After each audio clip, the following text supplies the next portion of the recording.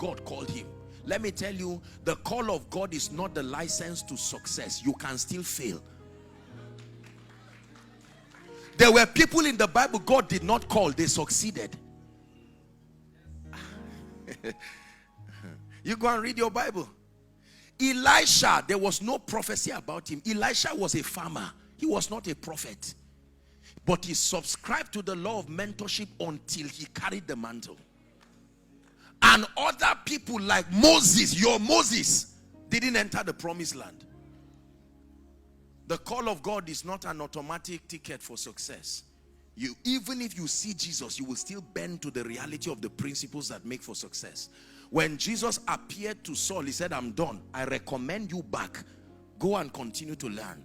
From there, he would go to the wilderness of Arabia for 18 years. Even Jesus, the Word himself, went to the temple to learn about himself again. He went to learn Jesus the way.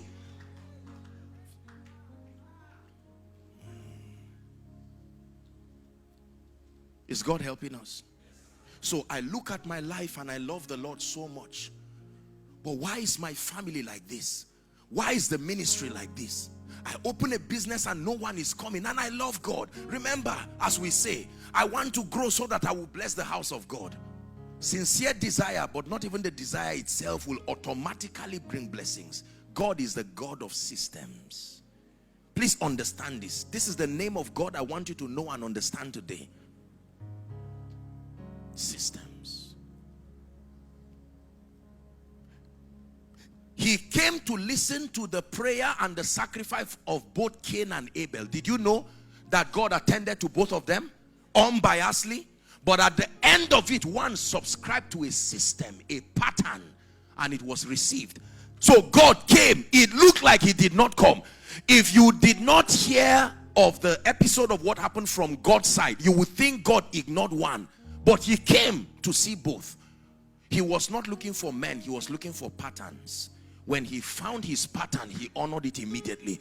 The same way your prosperity is not looking for you, it's looking for obedience to patterns. And if you are the one who has it, it will look like it's coming to you. The systemic nature of life is very powerful. When I learned this, I told myself, regardless of my background, I'm grateful because I can find my way out. Imagine that I had to just depend on the emotions of men. Some of us will never rise. But the God of heaven who programmed this system, the same way you are sitting now, forget about what is in your pocket or not in your pocket. Forget about who knows you or not. If you pay attention and light takes you from your yesterday through your today into your tomorrow, you will turn back and say, my God, I've heard people sing that you can change men, but this is true. And usually people will say, you are lucky. Oh. You mean that church just changed you? You just came and in 2 months you are changed. No. Growth happens through understanding. Grace and peace is multiplied through knowledge, exact understanding. So I decided to compartmentalize my life into all the dimensions that I know would be required for my excelling and my living an impactful life. And I started to pursue exact knowledge. I don't just want to pursue random spiritual growth, just reading the Bible anyhow. You just open today and say, I feel like reading Exodus. Now you are doing the same thing that a student does by hopping to any faculty at all and says no knowledge is a waste. Imagine that you hop to just anywhere and say, after all, I'm still learning. Yes, you are learning, but your knowledge is not guided and it's not specific. So it cannot make any noticeable impact. Are we together? There is one thing that you can know, please hear me, and never beg for bread again until Jesus comes. There is one thing you can know, and it will look as if there is a charm on men every time they see you. These are possibilities. Let God be true.